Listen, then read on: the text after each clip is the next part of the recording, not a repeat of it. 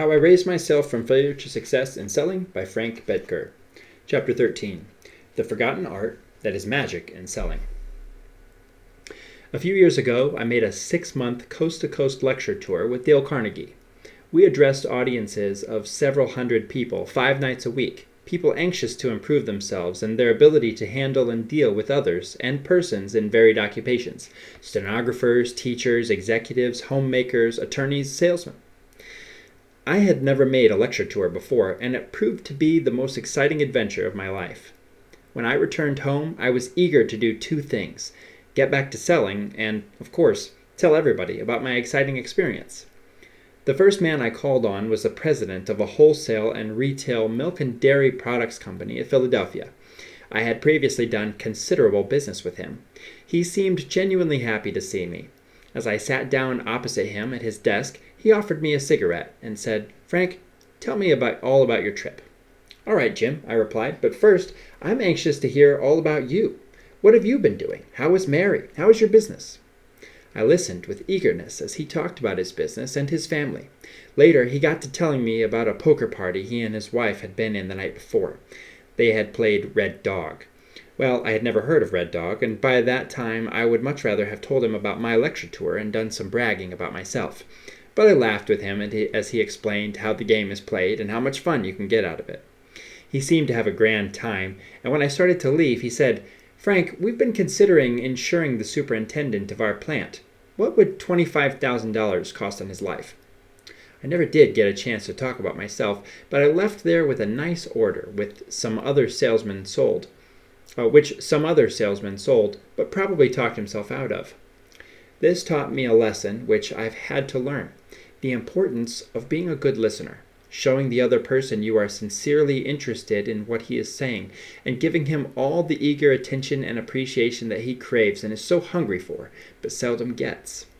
Try looking straight into the face of the next person who speaks to you with eager, absorbed interest, even if it is your own wife, and see the magic effect it has on both yourself and the one who is doing the talking.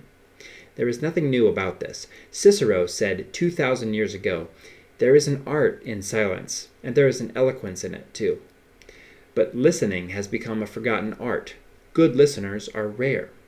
A large national organization recently wrote this special message to all of its salesmen.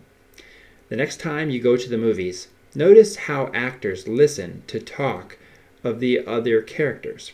That's a weird sentence. Notice how actors listen to talk of the other characters. To be a great actor, it is as necessary to be a masterful listener as it has to be as to be an effective talker. The words of the talker are reflected in the face of the listener as in a mirror. He may steal a scene from the talker by the quality of his listening. A famous movie director has said that many actors fail to become stars because they haven't learned the art of creative listening.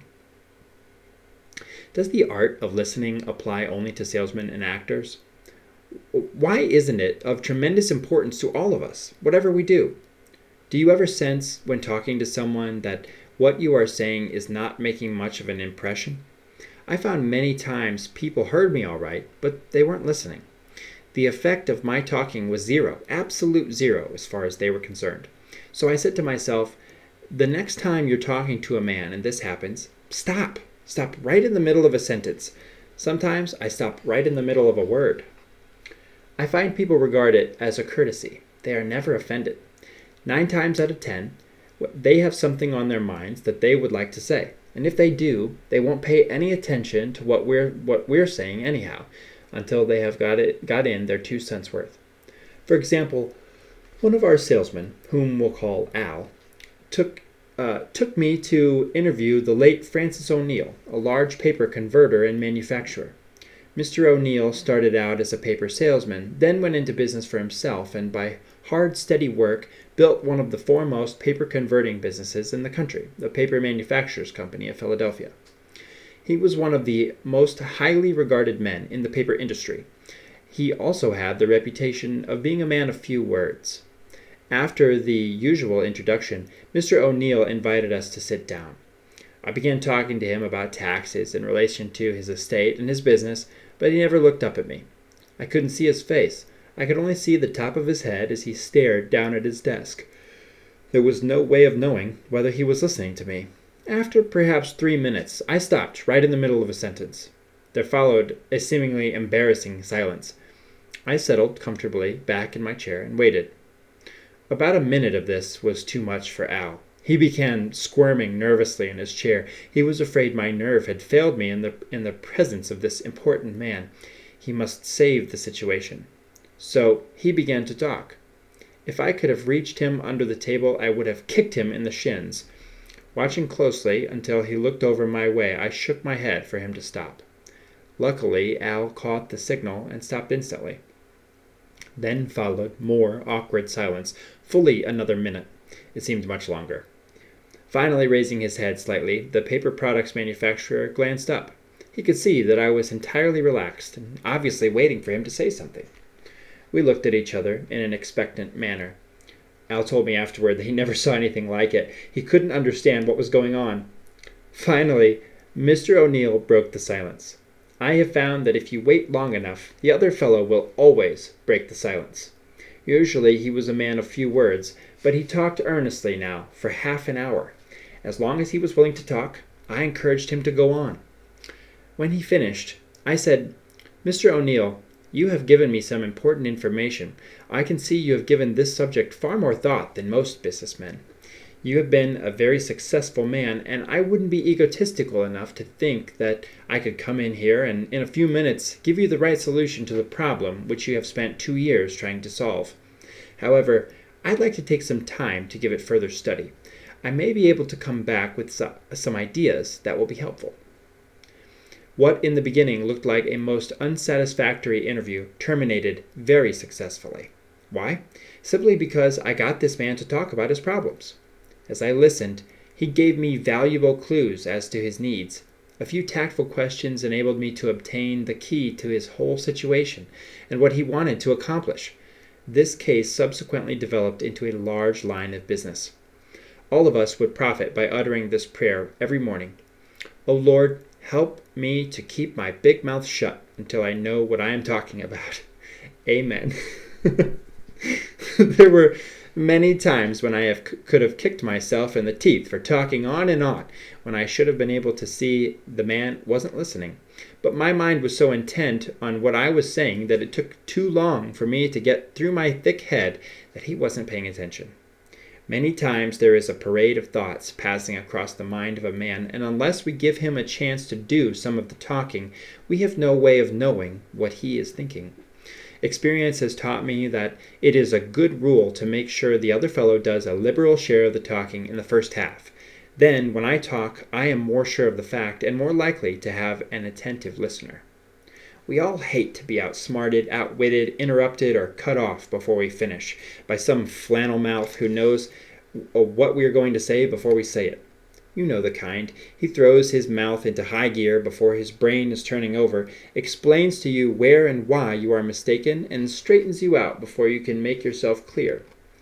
By that time, you feel like straightening him out with a left and right uppercut to the chin. Even if he is right, you hate to admit it. And if he's a salesman, you'll sometimes resort to a lie to get rid of this smart guy, then have to go 2 miles out of your way to buy the same thing, even if you have to pay more. As a young man, Benjamin Franklin was cocksure and wanted to do most of the talking, telling people where they were wrong until they crossed on the other side of the street to avoid him. A Quaker friend kindly informed him of this unpardonable fault, and convinced Ben by mentioning several instances. Over half a century later, when he was 79 years old, Franklin wrote these words in his famous autobiography: "Considering that in conversation knowledge was obtained rather by the use of the ears than of the tongue, I gave silence second place among the virtues I determined to cultivate." How about you? Do you ever catch yourself thinking about what you're going to say rather than listening attentively? I found that when I wasn't listening to a man attentively, I got my facts confused, lost track of the main issue, and frequently came to wrong conclusions. Yes, it is quite true that there are times when people are so flattered by our undivided attention and eagerness to hear what they have to say that they go overboard and give us a long workout. For instance, one of our salesmen arranged to take me to interview George J. D'Armond, prominent wholesale upholstery goods and cabinet hardware merchant, 925 Filbert Street, Philadelphia. The appointment was at 11 a.m. 6 hours later, John and I staggered out of this merchant's office and dove into a coffee shop to relieve our aching heads. It was plain to see that John was disappointed with my sales talk. It would be exaggerated to say that it lasted 5 minutes. The second appointment we made certain was set for after lunch. This conference began at 2 o'clock, and if our prospect's chauffeur hadn't come to our rescue at 6 p.m., we might be there yet. Later, we figured up that there had been a total of half an hour's actual selling talk and over 9 hours of listening to this old fellow's thrilling story of his business life. And it was thrilling and inspiring as he told how he started with nothing, built up, went through depressions, had a nervous breakdown at 50, formed a partnership only to have his partner go bad, and how he finally laid the foundation for one of the finest wholesale merchandising businesses in the East. It had probably been years since anyone was willing to listen long enough for this man to tell his story in full. He was starved for such an opportunity. He became excited, and at times his eyes filled up from emotion. Evidently, most people were giving this man their tongue instead of their ears. We simply reversed this process, and were handsomely rewarded. We insured his 50-year-old son, J. Kaiser D'Armond, for $100,000 for the protection of his business. Dr. Joseph Fort Newton, famous preacher, author, and newspaper columnist, told me, "Salesmen need to listen, and so do preachers. One of my principal duties is listening in on human lives." Not long ago, Dr. Newton said, a woman sat across my desk, talking rapidly. She was almost stone deaf and could hardly hear a word I said. The story she told was pitiful and heartbreaking, and she told it in minute detail. Seldom had I listened to a sadder story as she poured out her pent-up heartache. "You have helped me so much," she said at last. "I just had to tell somebody, and you were kind enough to listen and give me sympathy." "Yet I had hardly said a word," related Dr. Newton, "and I doubt whether she heard what I said. Anyway, I shared her loneliness and sorrow, and that helped to lift the load." She gave me the sweetest smile as she left. Dorothy Dix, one of the most widely read newspaper columnists in the world, was right when she wrote, "The shortcut to popularity is to lend everyone our ears instead of giving them your tongue. There is nothing you can possibly say to an individual that would be half as interesting to him as the things he is dying to tell you about himself. All you need in order to get the reputation of being a fascinating companion is to say, 'How wonderful! Do tell me some more.' I no longer worry about being a brilliant conversationalist.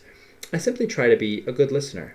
I notice that people who do that are usually welcome wherever they go."